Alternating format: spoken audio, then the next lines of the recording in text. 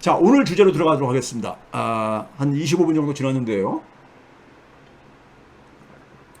민스키 모멘트는, 민스키는 사람 이름이라고 했죠. 경제학자 이름입니다. 민스키 모멘트는 무슨 얘기냐면요. 우리가 금융화가 진행되어지면서, 금융화라는 건 뭐라 했었어요? 금융자본의 영향력이, 금융자본이 그러니까 경제 전체에 대한, 그러니까, 이 영향이 지배적인 상태로 이제 그러니까 된 상황을 얘기합니다. 그러니까 적어도 80년대 이후에는 완전히 현실화되어지죠. 70년대부터 사실은 금융화는 진행됐었습니다.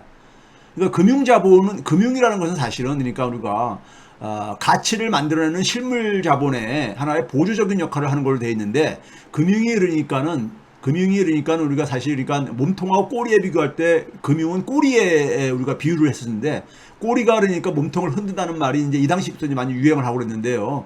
요즘은 우리가 금융이 80년대 이후부터는 사실 금융이 지배하는 시대지요.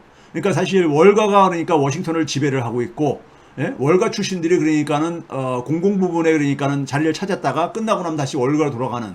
그래서 연준도 그래서 월가의 그러니까 하나의 도구가 돼버린 이런 이제 상황이요. 이런 상황 속에서 80년대부터 어떤 문제가 생기냐면요. 금융은 기본적으로 뭐겠어요? 금융이 그러니까는 성장을 한다는 얘기는 결국은 뭐겠습니까요? 은행을 생각해 보세요. 은행이 성장한다는 얘기는 뭐겠습니까요? 은행은 기본적으로 대출을 통해 가지고, 돈놀이를 통해 가지고 돈벌이 하는 곳이잖아요. 그러니까 대표적인 돈벌이 방식이 대출이잖아요. 그러니까 대출이라는 것은 은행의 자산 중에 한 부분입니다. 그러니까 대출이 많아지면 많아질수록 은행의 자산이 커지지요. 그래서 되게 우리가 은행에 그러니까 우리가 그 순위를 매길 때 보게 되면 자산 순위를 가지고 많이 매기죠. 자산 순위요. 근데 그 자산의 대부분이 대출이라 이거죠. 대출이요. 부채라 이거죠. 부채요. 그러면은 이 금융화가 진행된다는 것은 금융자본이 성장을 한다는 얘기고요. 금융자본이 성장한다는 얘기는 소위 말해서 신용이 증가한다는 거죠. 사회 전체적으로는 대출이 증가하는 거죠. 부채가 증가하는 거죠. 사회의 채무화하고 거의 같은 말입니다. 동전의 앞뒷면입니다. 경제가 금융화된다는 얘기는 사회가 그러니까 굉장히 그러니까 우리가 사회의 채무화를 얘기하는 거죠. 그리고 이제 기본적으로 금융은 계속해서 성장을 하기 위해서는 뭘 원하겠습니까요? 돈놀이를 많이 해야 될 게 아닙니까? 돈놀이를요. 그러다 보니까 과잉 신용의 경향성을 띠고 있습니다. 이건 내재적인 특성이에요. 돈놀이 많이 하고 싶을 게 아니겠습니까? 그래서 되게 우리가 이제 보게 되면요. 80대 이후에 보게 되면은 금리가 계속 내려가잖아요. 물론 물가 상승률도 내려간 이유도 있지만은 금리가 계속 내려갔잖아요. 그러니까 경기가 둔화되게 되면은 금리 내리는 방식으로 계속해서 대응을 해왔잖아요. 그래서 신용이 증가하죠. 신용이 증가를 해요. 신용이 증가하게 되면은 문제는 이게 전통적으로는 신용이 실물 경제로 들어갔는데 실물 경제보다도 자산 시장으로 많이 들어가게 되죠. 그러니까 자산 가치가 증가를 하죠. 자산 가치가 증가하면서 또 이제 경기 회복도 이제 그러니까 좀 이제 같이 진행이 되어지게 됩니다. 그러면 자산 가치가 증가하는 상황 속에서는 자산에 대한 그러니까 우리가 소위 말해서 담보 가치가 증가하는 거잖아요. 자산의 담보 가치가 증가하는 거잖아요. 그러니까 추가적인 실용을 받아낼 수 있잖아요. 그리고 경기가 좋아지게 되게 되면은 리스크 평가가 그만큼 그러니까 우리가 어떻게 되는 겁니까요? 예? 그만큼 떨어질 수밖에 없는 거잖아요. 경기가 그러니까 우리가 나빠지는 상황 속에서는 기업들이 그러니까 우리가 소위 말해서 파산할 가능성도 증가하고 부도가 가능성도 증가하지만 경기가 좋아질 때는 기업들이 그러니까 회생을 하고 기업들이 수익을 낼 가능성이 커지는 것을 의미하는 거니까요. 가게도 마찬가지잖아요. 경기가 회복되게 되게 되면 일자리가 증가하고 소득도 증가하니까는 그만큼 대출에 대해서 그러니까 상환 능력이 증가하는 거니까 리스크가 감소하는 거잖아요. 대출금에 대해서요. 기업이나 가게가 그러니까는 가게에 리스크가 감소하게 됩니다. 그렇죠? 자산 가치가 증가하고 경기 회복이 증가하게 되면요. 거기다가 또 한 가지 뭐냐면은 중앙은행이 80년대부터는 금융시장에 그러니까 문제가 생기게 되면 중앙은행이 나서서 구원투수를 나서가지고 돈을 풀겠다. 이런 신호를 계속 줘왔다고요. 그게 중앙은행의 역할이라고 지금도 그러니까는 역할이라고 규정하고 있는 게 바로 뭐냐면은 소위 말해서 잭슨홀 컨센서스라고 얘기하는 거죠. 잭슨홀 컨센서스라는 것이 그 3대 기준 있잖아요. 첫 번째는 뭐냐면은 자산 가격을 그러니까는 그 금리를 통해 가지고 자산 가격을 터뜨리려고 하지 말아라. 예? 이게 거품이인지 아닌지 알 수가 없기 때문에 하는 얘기고요. 그다음에 이제 마지막에 가서 하는 얘기가 되게 뭡니까요? 예? 이 자산 시장이 만약에 거품이 만약에 붕괴가 될 경우에는 뒤처리해라. 중앙은행이 나가서 이제 그러니까 뭐 뒤처리 하라는 얘기는 돈을 풀어서 이제 그걸 이제 수습을 하라 이거죠. 그러니까 이게 이제 중앙은행 푸시죠. 푸시라는 것이 우리가 시장에서 사용하는 용어인데 돈을 풀라는 얘기죠. 돈을 풀라는 얘기요. 이런 것들이 같이 겹쳐지면서 뭐냐면은 신용이 더 증가하게 되죠. 신용이 더 증가하게 됩니다. 그렇죠? 리스크가 감소하고 그다음에 자산의 담보 가치가 증가하고 중앙은행은 또 거기다 정책적으로 풋을 그러니까는 얘기하다 보니까는 신용은 더 증가하죠. 신용이 증가하게 되면 자산 시장으로 많이 돈이 들어가니까 자산 가치가 증가하죠. 그 자산 가치하고 신용의 어떤 증가 사이클이 형성되집니다. 이게 서로가 이제 맞물리면서 그러니까요. 이게 근데 지속이 불가능하다 이거죠. 이게 그러니까 어느 시점에 가게 되면 이게 그러니까는 결국은 뭐냐면 우리가 신용이라는 건 결국 부채인데, 부채라는 건 저는 이제 이걸 바꿔서 표현하죠. 대출이라는 건 부채라는 건 뭐냐? 미래 소득을 당겨 쓰는 거다. 그러니까 미래 소득이 그러니까 뒷받침되면 괜찮은데, 미래 소득이 뒷받침 안 되게 되면은 이 신용 증가는 그러니까 무한정 신용은 증가할 수 없다는 거죠. 그럼 언젠가 그러니까 신용은 하나의 붕괴될 수밖에 없다는 얘기죠. 그거를 이제 민스키가 얘기를 한 것이고요. 그거를 이제 후대학자들이 민스키 모멘트라고 얘기한 겁니다. 그림으로 이제 그걸 표시를 해볼게요. 그림으로요. 민스키 모멘트라는 게 어떤 거냐면요. 제가 앞에서 얘기했듯이 경기가 둔화되게 되면은 이제 그러니까 금리를 내리고 돈을 풀죠. 통화 정책으로 이제 그러니까 대응을 해왔으니까요. 지난 80년대 이후에요. 그러면 이제 금융과 돈이 풀리고 신용도 많이 공급되어지게 되고 금리가 내려가니까 돈의 값이 싸지니까요. 그럼 이제 경기 회복이 되어지고 리스크가 감소되어지게 되면 신용이 팽창하고 투자가 확대되지. 자산시장, 특히 자산에 대한. 특히 이제 돈이 많이 풀리면서 고위험 투자에 대해서 고위험 투자가 굉장히 증가하게 되죠. 예? 고위험 투자라는 것은 바로 이제 위험도가 높은 게 수익률도 높으니까요. 그 자산 가치를 상승시킵니다. 그럼 자산의 담보 가치가 증가하니까 또 신용이 팽창하죠. 그러면서 자산 가치가 과도하게 상승하게 되는 거예요. 이게 이제 나중에 보니까 거품이었더라. 이렇게 되는 거죠. 이거를 이제 그러니까는 이거를 민스키는 뭘로 봤냐면요. 여러분들이 민스키 모멘트라는 걸 딱 치게 되면은 많이 보이는 그림입니다. 이게 뭐냐면 회색 그림은 뭐냐면은 GDP라는 것은 땀 흘려 일한 경제 활동의 결과물인 거죠. 소득이죠. 한 나라의 소득이죠. 근데 한 나라의 신용을 나타내는 게 주황색 선입니다. 주황색 선인데 소득하고 이게 경기가 그러니까 안 좋을 때는 그러니까 신용 공급이 둔화되잖아요. 그 초창기에는 보게 되면 이렇게 밑에 선에서 이렇게 출발을 하는데 이런 상황 속에서 이제 그러니까는 되게 돈을 푼다 이거죠. 중앙은행들은요. 금리를 내리고 돈을 푼다 이거죠. 그러면 서서히 이제 그러니까는 돈의 값이 싸졌으니까는 돈의 값이 싸지고 그다음에 이제 경기도 이제 돈이 풀리면서 투자가 증가하고 그러면서 회복이 되지니까는 경기가 회복이 되면서 어떻게 되겠습니까? 사람들이 슬슬 뭐냐면 이제 그러니까는 투자를 좀 늘리는데 이 초기 단계가 가장 첫 단계를 뭐라고 이제 민스키는 얘기했냐면 해지 금융이라고 얘기했어요. 해지란 뜻이요. 우리가 해지 펀드 하게 되면 굉장히 투기적인 자산에다가 운용하는, 그래서 높은 수익을 추구하는 하나의 그러한 이 펀드로 알고 있잖아요. 일반적으로요. 근데 원래 해지의 뜻은요. 해지의 어원을 보게 되면요. 해지의 어원은요. 이게 그러니까 위험을 회피하다 이런 뜻이 있어요. 그러니까 소위 말해서 이 해지의 어원을 보게 되면 여러분 사전을 갖고 있으면 좀 큰 사전을 갖고 있으면은 한번 찾아보세요. 위험을 회피하다 이런 뜻이 있어요. 해지예요.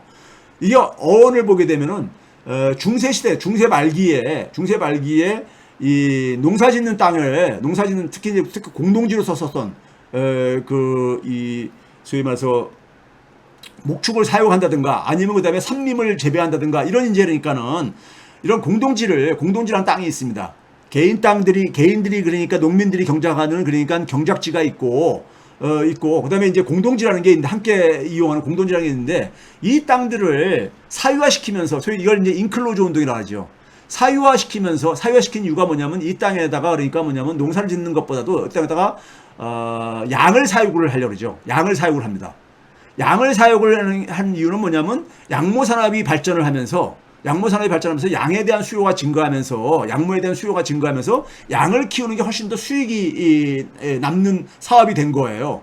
그래서 그거를 뭐냐면 그 농업에 그러니까는 보조적인 이 활동을 하던 거를 이 그러니까 이 양을 그러니까 사육하는 땅으로 이제 바꾸죠. 바꾸는데 양을 사육하다 보니까 양들이라는 건 뭡니까? 계속 이제 풀을 뜯어먹고 그래야 되는데 이걸 풀어놔야 되잖아요. 풀어놔야 되는데 마냥 풀어놓게 되게 되면 어떻게 합니까요? 이게 도망갈 수도 있고 주변에 있는 그러니까는 그 이 들 짐승들한테 잡아먹힐 수도 있고 그러잖아요. 그래서 이제 펜스를 칩니다. 울타리를 쳐요. 울타리를 치는 이 행위를 가지고 해지라고 했었어요. 해지의 원래 어원이 여기서 이제 그러니까 출발합니다. 그러니까 뭐냐면 자산의 피해를 입을 수 있는 가능성을 그러니까 줄이기 위해서 한 장치가 펜스를 친 거잖아요. 펜스에 울타리를 친 거잖아요. 그게 거기서 유래된 것이 바로 이 해지의 뜻인데, 해지는 그러니까 위험을 회피한다는 뜻을 원래 갖고 있습니다. 근데 원래가 이제 그러니까 위험을 회피하기 위해서 만든 개념인데, 이 금융이라는 것은 위험을 회피하다 보면 그만큼 수익률도 낮아질 수밖에 없거든요. 수익률도 낮아질 수밖에 없다 보니까는, 보다도 높은 수익을 추구하는 금융의 속성상으로 볼 때는, 이게 이제 그러니까는 좀 이제 그 고위험 투자로 이제 그러니까는 이게 나서게 되면서 해지 펀드가 이제 그러니까 소위 말해서 투기성 하나의 펀드로 이렇게 많이 우리한테 이제 이렇게 이 이미지가 되어져 있죠. 민스키는 1단계를 바로 이제 해지 금융으로 이제 이걸 규정을 한 거예요. 해지 금융은 뭐냐면 저위험 투자. 그러니까 굉장히 어떻게 보면 그 정상적인 그러니까 투자를 하는, 집을 사더라도 자기가 그러니까는 이 그 충분히 감당할 수 있는, 자기의 소득을 가지고 감당할 수 있는 그런 이제 그러니까는 집을 매입을 하는 거죠. 그래서 뭐냐면 원금과 이자를 우리가 다 상환할 가능성이 있는 이제 그러니까 그러한 이제 그러니까 투자. 그리고 이건 안전한 투자잖아요. 이거는 우리가 별 문제가 없는 투자잖아요. 그렇죠? 이게 이제 이 초창기에는 이러한 이제 투자가 이루어지다가, 그러다가 아까 뭐라 했었어요? 신용이 계속 풀리면서 어떻게 된다고 했었어요? 사람들이 갈수록 이제 뭐냐면 이제 그러니까 더더 공격적인 투자가 되어버리죠. 자산 가격이 잠깐 올라가니까는 돈이 많이 풀리면 풀릴수록 자산 가치가 올라갈 게 아닙니까? 자산 가치가 올라가게 되다 보니까 사람들이 볼 때는 뭐냐면 욕심이 생기죠. 욕심이 생기는 거예요. 자산에다가 그러니까 보다도 그러니까 부동산이든 주식이든 간에 더 투자를 하고 싶어지죠. 그렇죠? 그래가지고 보다도 그러니까 차입을 통해 가지고 차입을 늘리는 거죠. 신용을 이제 대출을 늘리는 거죠. 또 금융기관은 돈을 더 공급해주고요. 그래가지고 투자하는 단계를 이거 투기적인 투기 금융 단계라고 이걸 이제 그 규정을 했습니다. 투기 금융으로. 이 당시에는 뭐냐면은 소득으로 이자는 감당이 가능한데 원금은 그러니까는 원금 상환까지는 벅찬 이런 상태인 겁니다. 그러니까 얘 워낙 많이 그러니까 돈을 빌렸기 때문에, 예? 워낙 많이 돈을 빌려 자기 소득으로 그러니까 예를 들어서 감당이 안 되는 그러니까 주택 가격이 비싼 주택을 투자를 하는 거죠. 왜? 수익률이 높을 것 같아가지고. 아니면 다주택 집을 한 채가 있는데 한 채 더 사는 거죠. 그러면 그만큼 이제 그러니까는 원금과 이자 그러니까는 그 부담은 증가하는 거잖아요. 증가하는데 원금은 그러니까 갚을 수는 없어도 자기 소득으로 이자는 아직 갚을 수 있는 정도 단계가, 이게 이제 투기금융 단계라고 이렇게 규정을 한 거예요. 그러니까 원금은 뭘로 했느냐? 지금 뭐 자산 시장이 굉장히 지금 뜨거우니까는 정 안 되면 이거 팔아서 그러니까 갚으면 되지. 예, 근데 팔게 되면 차익금이 난다 이거죠. 그리고 자산 시장이 굉장히 활발하게 진행되고 있으니까는 이게 그러니까 매매하는 것도 별 문제가 없을 거다 이렇게 보고는 하는 거죠. 이게 이제 투기적 금융 단계입니다. 그러다가 그 단계가 더 지나가게 되면은 그 단계에서 그러니까 사람들이 어떻게 됩니까요? 뒤늦게 이제 뛰어드는 사람들이 막 있을 게 아닙니까요? 우리나라도 2018년부터 이렇게 막 뒤늦게 막 뛰어들고 그랬잖아요. 예? 저는 우리나라 2018년부터 이게 본격적으로 이게 그 단계를 넘어갔다를 보는데, 그러면서 뭐냐면은 너다나나 할 거 없이, 그동안에 자산시장에 뛰어들지 않은 사람들은 뭔가 우리가 소외받는 느낌이잖아요.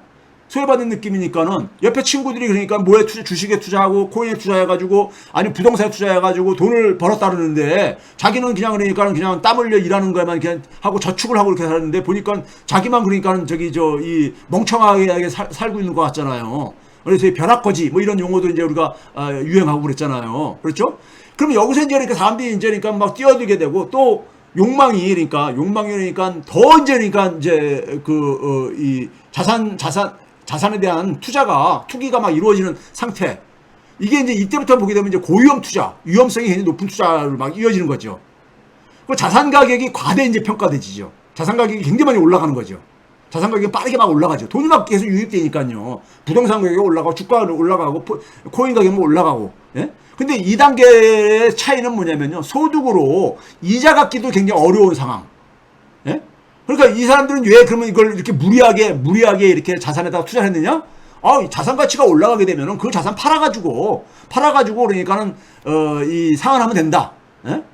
돈이 없다고 해가지고 그러니까는 자산 투자를 안 하면 나만 그러니까 소외된다 이거죠. 근데 이제 2단계 가게 되면 결국 뭐 어떻습니까요? 이자 갚기도 어렵다 보니까 이게 결국 뭐냐면 이제 꼭지에 도달한 거죠. 꼭지에. 예? 그러니까 소득으로 그러니까 감당이 안 되는, 이자조차도 제대로 감당이 안 되는 이런 상황. 이게 소위 폰지금융, 우리가 폰지 사기라는 말이 있잖아요. 예? 또 돌려막기죠, 그러니까요. 새로운 그러니까 고객을 잡아가지고 그 돈으로 그러니까는 앞에 고객한테 고수익을 주겠다고 약속한 고객한테 돈을 주는 상환하는 게 폰지 사기라고 우리가 얘기를 하잖아요. 이게 이제 폰지금융이라고 이제 규정을 했습니다. 민스키가요. 그럼 2단계가 되게 되면은 이게 이제 꼭지죠. 일종의 우리가 시장에서 얘기하는 용어로 하게 되면 꼭지죠. 꼭지에 올라가게 되면 이제 자산 이제 매각 압력이 들어오죠. 이미 이 전 단계에서 부동산 시장 같은 경우 보게 되면 소위 말해서 그 상업용 부동산들은, 그러니까 우리가 상업용 부동산들은 기업들이 발을 빼지요. 발을 빼고 주식시장에서도 마찬가지로 그러니까는 소위 말해서 그 프로들은 발을 빼지요.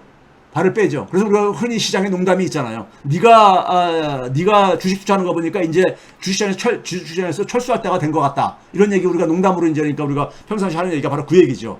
이게 이제 폰지금융 상황이죠. 폰지금융 상황이. 이게 우리나라 같은 경우는 지난해가 아니라 이게 사실은 제가 볼 때는 2018년, 19년에 이게 진행이 되고 있었는데 2020년, 21년에 금리가 바닥까지 내려가면서 이게 잠깐 그러니까 은폐가 됐었던 겁니다. 그러다가 2021년도 이후에 이제 이게 그러니까는 그 부상이 됐던 거죠.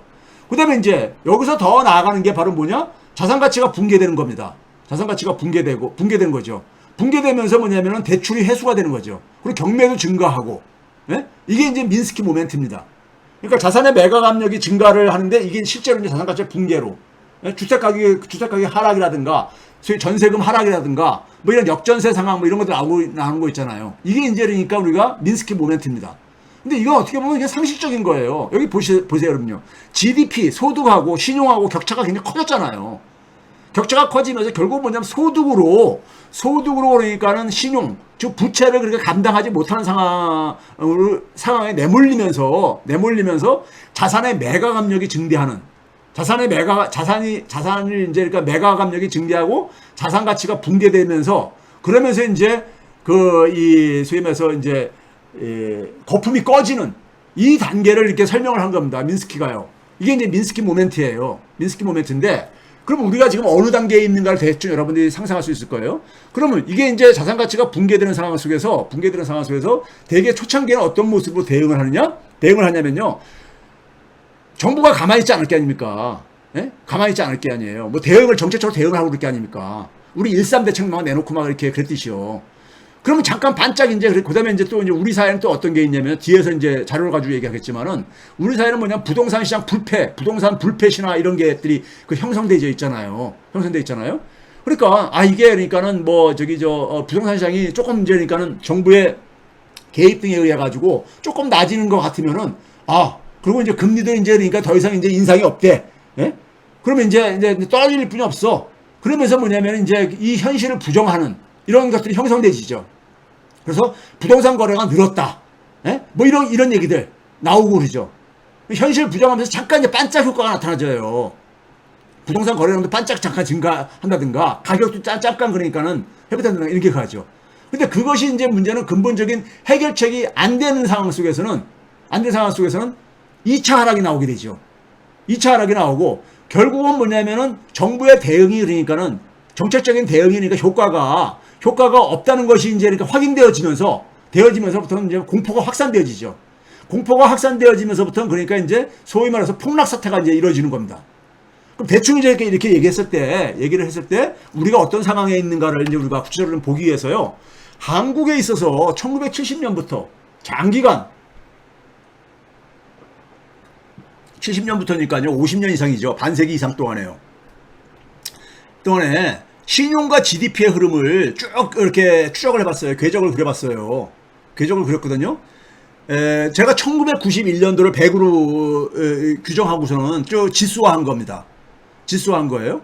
1991년을 한 이유는요. 제가 그동안에 제 최백은 TV를 쭉 들어보신 분들은 가겠지만은 한국 경제의 분기점은 1991년도에 일어난다 했잖아요. 탈공업화가 이때부터 일어납니다. 탈공업화가. 성장률이 그러니까는 두 자릿수에서 한 자릿수 뚝 떨어지는 게 1991년 이후부터예요. 92년부터 이제 진행돼 중입니다. 그래서 저는 외환위기가 그러니까는 외부 충격도 있었지만은 내부적인 그러니까 문제가 있었다고 제가 얘기했던 게 바로 이 얘기입니다. 그래서 91년도까지는요, 소득 증가율이, 소득의 증가 속도가 신용의 증가 속도보다 오히려 빨랐었어요. 그러니까 지금 뭐냐면은 이 당시에는 그러니까 우리나라도 이제 금융화가 제대로 되기 전이거든요. 그러니까 뭐냐면은 땀 흘려 일하는 경제활동으로 돈들이 흘러가고 부동산 투자라든가 이런 것은 그러니까 상대적으로 별로 없었던 시기인 겁니다. 근데 이 시기 지나면서요, 쫙 이제 이 격차가 이제 벌어지기 시작하잖아요. 파란색 선이 신용의 증가 속도입니다. 증가 속도예요. 1991년을 100으로 했을 때, 그러니까 지난해 같은 경우 민간 신용은 그러니까 16배 이상 증가했다는 얘기예요. 반면에 이제 그러니까 소득은 그러니까는 9배도 채 안 증가했는데, 그러니까 격차가 이렇게 주황색 선하고 파란색 선의 격차가 아까 그 민스키가 얘기한 그 곡선의 모양하고 비교를 한번 해보세요. 비교를 해보시라고요. 그러니까 1991년 100을 그러니까 같이 설정을 했을 때니까 속도란 말이에요, 이게요. 속도요. 진행 속도인데, 이게 보게 되면 외환위기 때 한번 보세요. 1997년이죠. 외환위기 때니까는 격차가 그 당시는 가장 최대로 벌어집니다. 신용이 그러니까는 294까지 갔었고요. 그 다음에 소득이 224.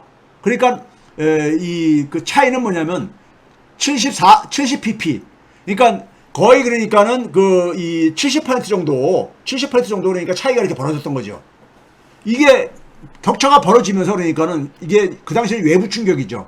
외환위기란 충격을 받고서는 이제 신용이 확 줄어들죠. 주택 가격도 하락하고 이제 주식 가격도 하락하고 이제 그러잖아요. 자산 시장에 구조 조정이 생겼던 거예요. 조정이요. 그래서 2000년 정도 돼야지만 다시 회복이 되어지는데, 그 전까지는 98, 99년도에는 이게 줄어들잖아요. 신용이요. 소위 말해서 신용의 구조조정이 생겼던 거예요. 생겼던 겁니다. 예? 그래가지고 2000년 경만 하더라도 보게 되면은 신용하고 소득의 격차가 많이 줄어들었잖아요. 30한 6 정도로 줄어들었잖아요. 70에서요. 절반 정도로 줄어들었잖아. 근데 그걸 지나면서부터 계속 이제 또 확대됩니다. 그리고 또 한 번 이제 그러니까 약간 조정이 이루어진 게 언제냐면은 2004년도에 보게 되면은 신용이 413, 소득이 375로 한 얼마입니까? 38 정도로 그러니까는 38 정도로 이것도 많이 작은 격차가 적어진 상태잖아요. 이때 무슨 일이 있었습니까요? 2003년도에 노무현 정권 출범하는 첫 해죠. 2003년도에 소위 말해서 카드 사태가 터지잖아요. 카드 사태 부실이요. 신용카드 사태. 네? 그 충격이었었습니다. 그때도 그러니까 조금 조정이 있었던 거예요. 근데 그 이후에, 그러니까 2004년 이후부터는 우리나라는 외환위기 때라든가 아니면 심지어 뭐냐면은 팬데믹 상황 속에서도 조정이 한 번도 안 이루어집니다. 신용의 조정이 안 이루어져요. 그거 봐보세요. 2004년도부터 2022년 작년까지 보게 되면 쫙 계속 증가하잖아요. 멈춤 없이요. 증가하죠. 그러니까 소득하고 신용의 격차가 굉장히 크게 계속 벌어진 거예요. 예? 악어 입처럼 계속 벌어지잖아요. 조정이 안 이루어진 거예요. 조정이요. 이 조정이 안 이루어진 것은 조정을 막은 거죠. 뭔가 막은 거예요. 이게 대한민국 경제의 문제인 겁니다. 예? 이게 부동산 카르텔하고 밀접한 관계가 있는 거예요. 그러니까 시장에다 맡기게 되면 이게 조정이 이루어지는데 이걸 억지로 인위적으로 막은 거죠. 막은 거예요. 특히 금융위기 이후에는 그러니까 이지머니 시대를, 그러니까 돈을 계속 공급하면서 이걸 억지로 막았죠. 막은 거예요. 자, 이걸 수치로 한번 봐보세요. 수치로 보시게 되면요. 1991년까지 봐보세요. 90년경에 보게 되면은 GDP가 1970년은 서로가 1위였었는데 1990년까지 GDP는 83까지 속도가 규모가 증가했었고 신용은 79분이 안 증가했으니까 한 20년 동안에 소득의 증가 속도가 더 빨랐다는 얘기잖아요. 예? 신용 증가보다도요. 그러니까 과거에는 70대 80년대에는 그러니까는 이 신용이 그러니까는 신용보다는 땀 흘려 일하는 경제활동에 그러니까는 돈이 배분되고 그랬던 거예요. 그런데 2002년 이후에 쫙 이게 증가해 간다 이겁니다. 봐보세요. 2007년 금융위기 때도 이미 그때 보면 100% 이상 그러니까 벌어져요. 120% 가깝잖아요. 2007년도에 119%포인트 맨 밑에 차이폭이 나오잖아요. 2016년도에는 350%가 넘어서게 되고요. 2022년도는 지금 끔찍합니다. 742%포인트가 차나요. 742%. 이 수치를 잘 기억해도 보세요. 미국하고 비교해보기 위해서 이 수치를 잘 기억해도 보세요. 자, 그 다음에 이게 보게 되면요. 정권 성격과 관계없이 이게 바로 뭡니까요? 신용주도 경제가 고착화되진 거예요. 신용주도 경제가 고착화되진 거예요. 네? 그러니까 노무현 정권 이후부터 해가지고 노무현 정권, 그 다음에 이명박, 박근혜, 문재인 이렇게 쭉 이렇게 나오고 있잖아요. 그 다음에 저기 윤석열 이렇게 가잖아요. 정권과 관계없이 그 다음은 계속해서 신용주도로 간 거예요. 이게 제가 그래서 모피아들의 이게 이 문제를 바로 이걸로 얘기한 겁니다. 우리나라는 금융자본 주도로, 금융화 자본 주도로, 이익으로, 이게 여기에 뭐가 관련되어 있는 거예요? 부동산 카르텔이죠. 부동산 카르텔, 부동산하고 금융은 그러니까 밀접한 관계를 갖고 있잖아요. 동전의 앞뒷면이잖아요. 예? 그러니까 계속해서 신용을 늘려왔던 거예요. 계속해서. 이게 조정이 없이. 이게 조정이 있어야지만 경제가 그나마 건강해지거든요. 파란색 선하고 주황색 선의 격차가 2004년 이후엔 그러니까 좁혀진 적이 한 번도 없다니까요. 계속 벌어지잖아요. 그럼 이게 언제까지 가능하겠냐고요. 이게 격차가 벌어지면 벌어질수록요, 나중에 후유증도, 이거 어차피 좁혀져야 되거든요. 이거 좁혀질 수밖에 없습니다. 좁혀지려면 그만큼 그러니까는 굉장히 오랜 기간이 필요한 거예요. 이 충격이. 그 일본이 그러니까 잃어버린 30년 된 이유가 바로 이게 이제 그러니까는 조정을 억지로 막았던 거예요. 일본도요. 그러니까요. 막으면서 이게 생겼던 겁니다. 미국을 봐보세요. 미국이요. 미국도 똑같이 1970년부터 똑같은 시기에 쭉 보게 되면요. 어떻습니까? 우리보다 훨씬 더, 이걸 이쁘다고 표현해야 됩니까? 뭐라고 표현해야 됩니까? 격차가 적잖아요. 지난해 기준으로 보더라도 보게 되면 한 30% 차이가 안 나잖아요. 우리가 얼마나 썼다고, 우리요? 다시 한번 기억해 보세요. 742. 신용과 소득의 격차가 우리하고요. 격차가 이게 보게 되면요. 미국 봐보세요. 미국이요. 미국은 거의 붙어갔잖아요. 예? 미국은요, 2001년도에 닷컴 버블이 꺼졌을 때, 이게 파란색 선이 신용 저거란 말이에요. 2000년을 100을 났을 때, 2002년도에 잠깐 이렇게 꺾이죠. 파란색 선이요. 그게 이제 바로 뭐냐면 닷컴 버블이 꺼졌을 때, 예? 꺼졌을 때 한번 잠깐 조정이 좀 있었던 것이고요. 그 다음에 2008년도 금융위 때 또 한번 조정이 되잖아요. 이게 격차가 벌어졌다가, 한 40 정도 벌어졌다가 딱 격차가 다시 신용 조정이 일어나잖아요. 이게 정상인 거야. 예? 이게 정상인 거야. 예? 그러고 나서 또 이제 쭉 이제 제로금리 시대가 금융위기 이후에 전개되면서 신용이 계속 공급돼지죠. 근데 소득성이 증가한 거야. 예? 왜 그러냐면요. 이게 조정이 돼야지만이 좀비 경제 주체들이 정리가 되거든요. 구조조정이라는 게 바로 그거거든요. 예? 구조조정이라는 것이. 그래가지고 작년만 하더라도 한 30분이 차이가 안 나는 거예요. 이 격차가. 자, 소득이 뒷받침되어지게 되면요. 신용이 증가하더라도 큰 문제가 없는 거예요, 사실은요. 그렇잖아요. 내가 소득이 증가를 했어. 내가 빚이 좀 증가했어. 감당할 수 있잖아요. 예? 근데 우리는 어땠습니까? 우리는 다시 한번 봐보세요. 우리는 봐보세요. 소득은 그러니까 거의 그러니까 증가 속도가, 이 주황색 선의 기울기를 보면 되는데, 신용은 이제 혼자서 그냥 그러니까 아주 급등하고 있잖아요. 이 신용이란 건 뭐랬었어요? 부채예요, 부채. 민간의 부채.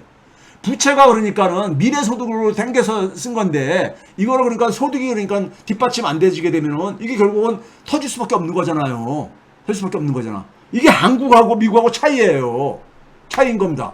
이게, 그러니까 미국의 민간 신용은 구조조정이 여전히 진행 중인 거예요. 진행 중인 거야. 그러니까 2020년에 그러니까 코로나 팬데믹 때 돈이 많이 풀렸잖아요. 그때보다도 지난해 그러니까 한 11%포인트 줄어들었어요. 예? 제가 그러잖아요. 미국은 그러니까 통화량이 줄어들었다고. 예? 줄어들었다고. 긴축 효과가 제대로 나타나는 거예요. 어느 정도 하고 있는 거예요. 그래도 어쨌든 간에 미국은요. 예? 이걸 해야 되는 거야. 이거 안 하게 되면 나중에 더 큰 비용을 지불할 수밖에 없어. 예? 자, 그 다음에 한국에 있어서 우리가, 예? 이거 한번 봐보세요. 경제 성장, 이걸로 인해가지고 무슨 일이 생겼냐면요. 주황색 선이 소득이라 했잖아요. 파란색 선이 신용이라 했잖아요. 예? 신용이라는 게 결국 뭐예요? 부채란 말이에요. 그러면은 결국은 뭐냐면은 부채라는 게 공짜가 어디 있어요? 예? 거기 상환을 해야 되잖아. 상환을 해야 되잖아. 이자도 최소한 이자는 상환해야 될 게 아닙니까? 그럼 신용의 규모가 커진다는 얘기 뭡니까? 이자를 상환하는데 부담도 커진다는 얘기잖아요. 그리고 그만큼 뭐냐면은 가계는 그러니까 지출할 여력이 줄어들게 되잖아요. 가계는 지출할 여력이 줄어들죠. 그렇죠? 우리나라 내수가 굉장히 구조적으로 취약화된 이유가 바로 이것 때문인 거예요. 신용 팽창으로 집값 막 올려놨는지 모르겠지만은 사람들이, 그러니까 대부분 국민들이 소비할 여력이 별로 없는 거야. 그러니까 2003년부터요, 지난 20년 동안에 보게 되면 경제 성장률은 93% 증가했는데, 93% 증가했는데, 민간 소비 지출 증가율은 거의 절반이 한 53%도 안 증가했어요. 예? 소비 지출이 그러니까 내수가 그러니까 취약해지는 거죠. 내수가 성장을 주도를 못하니까 당연히 수출에 목을 매는 거죠. 수출에 목을 매는 거야. 그러니까 근데 수출은 뭐냐면 우리가 통제할 수 없는 변수잖아요. 해외 경제가 좋을 때는 그러니까 좀 덕을 보지만은 해외 경제가 안 좋게 되게 되면 수출 타격 보잖아요. 예? 이런 경제 구조가 된 이유가 이 소득과 신용의 흐름 추이 가지고 딱 이게 보인다고요. 예? 경제가 그러니까 완전히 뭡니까? 신용, 그러니까 부채 땡겨 쓰는 방식으로. 이게 몰핀이죠. 몰핀. 쉽게 얘기하면요. 예? 자, 이거 봐보세요. 가계 신용, 가계만을 딱 봤어요. 가계만. 민간 신용 전체에서 가계 신용만. 가계 신용만을 보더라도 보게 되면요. 지금 봐보세요. 작년 기준으로 해가지고 어느 정도까지 벌어졌냐면요. 예? 어느 정도까지 벌어졌습니까? 이거 91년을 100으로 기준했을 때 1500포인트 정도 이렇게 차이가 벌어졌어요. 가계의 처분 가능 소득하고 가계 신용하고 이렇게 보게 되면요. 예? 가계도 그러니까 신용을 가지고, 가계는 신용이니까요. 금융위기 이후에, 그러니까 외환위기 때 잠깐 97년, 98년대 빨간색 수치가 97년대 54%포인트까지 벌어졌다가 외환위기 뻥 터지면서 98년대 21%포인트까지 줄었잖아요. 반토막 이하로요. 이게 외환위기 충격으로 신용의 구조조정이 생긴 거예요. 근데 2000년대 들어와가지고 이게 막 증가하면서 계속 증가한 거야. 계속 증가한 거예요. 금융위기 때도 그러니까 조금뿐이 조정이 없었던 거죠. 402에서 399니까는. 저기 그린 색깔로 그린 스테이크로 수치를 표시한 맨 밑에 줄을 봐보세요. 그리고 나서 금융위기 이후에는 계속해서 그러니까는 내달린 거야. 내달린 거예요. 신용이 계속해서 폭발적으로 증가한 거야. 브레이크 없이 지난 10년간은 브레이크 없이 그러니까 신용이 팽창한 거예요. 예? 2002년 이후에 그러니까 200%포인트 이상 격차가 확대 시작이 됐고요. 지난 10년 동안 얼마입니까 이게? 작년 기준에서 그러니까 이게 거의 2배로 그러니까. 한번 봐보세요. 여기 보시게 되면 2016년도부터 보게 되면 거의 2배 수준으로 이렇게 차이가 나잖아요. 작년도는 2배 이상으로 벌어졌잖아요. 실질적으로 보게 되면요. 그렇죠? 자, 이런 상태로 신용을 가지고 그러니까는 돈 빌려가지고 가야 되는 거예요. 이게 봐보세요. 소득의 추월 속도보다도 이 신용의 팽창 속도가 이런 나라가 없어요. 선진국가 중에서. 아니, 신용이라는 것이 제가 뭐랬어요? 부채라고 했잖아요. 예? 근데 부채라는 것이 계속해서 부채를 그러니까 이렇게 갖다 당겨 쓰는 방식이 소득이 뒷받침 안 됐을 때 이게 지속이 가능한 거냐고요.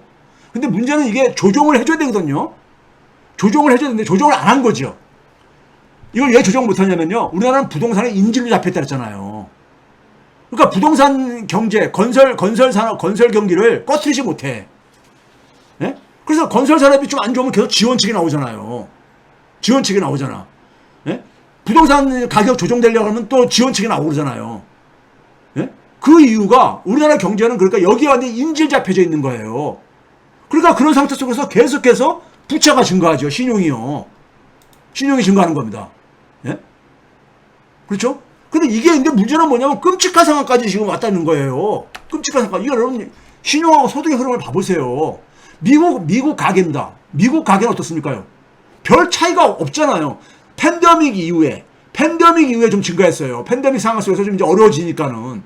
그 전까지는 차이가 이 소위 말해서 이게 가계의 순자산입니다. 파란색 선은 여기서는요. 가계의 자산의 증가가 소득에 의해서 뒷받침됐다는 얘기예요. 네? 소득에 의해서. 이거 건강한 거죠. 건강한 거라고요. 그러니까 이게 그러니까 만일 격차가 적다는 얘기는 구조조정도 그만큼 적을 수밖에 없다는 얘기인 겁니다. 충격이 적다는 얘기죠. 예? 미국은 이거를 금융위기 때 깨달은 거야. 금융위기 때 파란색 선이 잠깐 올라갔다가 떨어지잖아요. 그러면서 이제 가계에 그러니까 신용관리에 들어간 거죠. 그래서 팬데믹 기간 동안에 그래서 그렇게 돈을 엄청 가면서 주머니에다 꽂아준 거 아닙니까? 예? 주머니에다 꽂아준 이유가 가계가 붕괴되게 되면은 또 금융위기 같은 제2의 금융위기가 온다 해가지고 이거 봐보세요. 2007년도 금융위기 때 신용하고 개인의 소득 간의 차이가 57%포인트 뿐이 안 벌어졌었어요. 그런데도 이거 조정을 했어. 조정을 해가지고 2018, 19년도까지 보게 되면 거의 그러니까는 신용과 소득 간의 격차가 없어져 버리잖아요. 근데 그 이후에 팬데믹 이후에 좀 이게 증가했는데 그래봤자 차이폭이 12%포인트야. 그러니까 미국 가계는 건전성이 크게 개선된 거야. 그러니까 금리 인상에 충격이 별로 없어요. 그러니까 미국 가계는요. 예? 미국 가계는. 그래서 지금 경제가 이렇게 간 겁니다. 예? 근데 우리는 뭐냐면은 우리는 정반대죠. 우리는 정반대인 거야. 자, 다시 한번 보게 되면요. 이게 미국 가계의 순자산하고 미국 개인의 가처분 소득입니다. 소득인데 주로 그러니까 여기 보시게 되면 금융위기 이후에 이게 좀 벌어지기 시작하죠. 파란색 선이 올라가기 시작하죠. 주황색 선보다. 금융위기 때 잠깐 올라갔다가 올라간 게 바로 이게 뭡니까? 이지머니. 그러니까 제로금리가 계속 장기간 지속되면서 그걸로 해서 올라간데도 그러고 이제 팬데믹 때 또 한 번 올라가지죠. 근데도 그러니까는 소득이 계속 뒷받침되다 보니까는 이 격차가 크지 않다는 얘기인 것이고요. 격차가요. 그렇죠? 그러니까 2022년도에 76%포인트뿐이 우리는 얼마 했었어요? 할까요? 762. 자, 이게 미국 가계하고, 미국 가계도요, 이 자산하고 부채하고 상관관계가 굉장히 높습니다. 높아요. 근데 이제 금융자산하고 가계의 그러니까 신용하고 상관관계가 한 93%, 부동산 자산하고는 별로 크지 않습니다. 미국은 대부분이 뭐냐면은 부동산에 이걸 안 하거든요. 주식에 가거든, 주식에. 예? 그러니까 금융위기 때 한번 디고 나서는 그러니까는, 예? 더구나 특히 그러니까 부동산 저게 없는 거야, 그러니까요. 예? 그리고 이 자산 증가가 소득 증가로 상당 부분이 뒷받침되고 있다는 얘기 아니에요. 그러니까 주식 충격에 의해서 주식시장 충격이 조금 이제 영향을 미칠지 모르겠지만은, 예? 그렇게 크게 가계에는 영향을 없는 거예요. 예? 이거 봐보세요. 미국 같은 경우 보게 되면 1980년대 이후에 4차례 주식시장에 충격이 있었죠. 87년도에 그 유명한 그러니까 우리가 블랙먼데이 얘기하는 주식시장 붕괴 크래시, 예? 87년도에 있었을 때 그때도 뭐였었습니까? GDP는 25% 증가하는데 신용이 그러니까 43% 증가하면서 이 격차가 벌어지면서 주가가 막 폭등을 했던 거예요. 폭등을 하고 근데 문제는 뭐냐면 그 폭등이 거품이 꺼지면서 조정이 됐죠. 그 당시 조정이 됐잖아요. 밑에 이제 첫 번째 동그라미 친 게 바로 그때가 아니라 저 앞에 동그라미 안 쳤습니다. 저 앞에 그러니까 그 회색선으로 있는 87년 경영인 거고. 그다음에 2001년대 닷컴 버블이 주식시장이 붕괴가 됐었죠. 닷컴 버블이. 그 당시도 보게 되면 붕괴 전에 GDP는 한 41% 증가하는데 신용이 61%로 신용이 더 빨리 증가하다 보니까 주가가 팍 폭등을 했던 거예요. 예? 156%가 뛰었죠. 그러면서 이게 이제 그러니까 근데 주가가 폭락을 했잖아요. 주식시장 붕괴되면서 조정이 일어났죠. 첫 번째 빨간색으로 동그라미 친 게 바로 그때 그겁니다. 예? 그러면서 이제 민간시장도 조정이 되죠. 민간시장이 조정이 되면서 그러니까 파란색 선이 주황색 선하고 거의 그러니까 이렇게 붙어버리잖아요. 그리고 2008년도입니다. 2008년도에도 GDP가 25% 증가했는데 그 직전에 신용은 44%로 한 20%포인트 격차가 벌어지니까는 주가가 78%까지 막 뛰었던 거예요. 근데 그게 이제 붕괴돼버리죠. 금융위기로 해서요. 그래서 주가가 붕괴되어지면서 소위 말해서 조정이 생긴 거죠. 신용의 조정이요.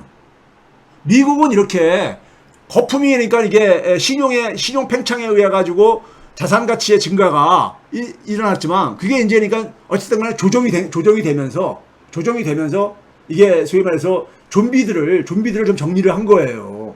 네? 정리를 한 거야. 그리고 이제 가장 최근의 상황이 작년에 그러니까 주식시장이 많이 하락했잖아요. 이것도 바로 보게 되면 직접 GDP는 12% 증가했는데 신용은 별로 많이 안 증가했어요. 신용이 많이 안 증가했다기보다도 GDP가 많이 증가를 한 거죠. 예? 소득 증가가 많이 기반을 뒷받침해주다 보니까는 주가가 그러니까 올라가서도 그 조정폭이 그리 크지 않은 거예요. 지금요. 크지 않은 거야. 예? 아직 좀 두고 봐야 돼. 금리 이제 더 인상 저걸 봐야 되겠지만요. 근데 한국 같은 경우 봐보세요. 한국은 이게 뭐냐면요. 파란색 선이 가계의 소득입니다. 주황색 선이 뭐냐면 금융자산이고요. 회색 선이 주택 가치고요. 회색 선이. 그 다음에 이 노란색 같은 게 이게 이제 그 가계의 순자산인데 보게 되면은 이 차이가 미국보다 그러니까 이게 조정이 없잖아요. 조정이 첫째는요. 조정이 없어요.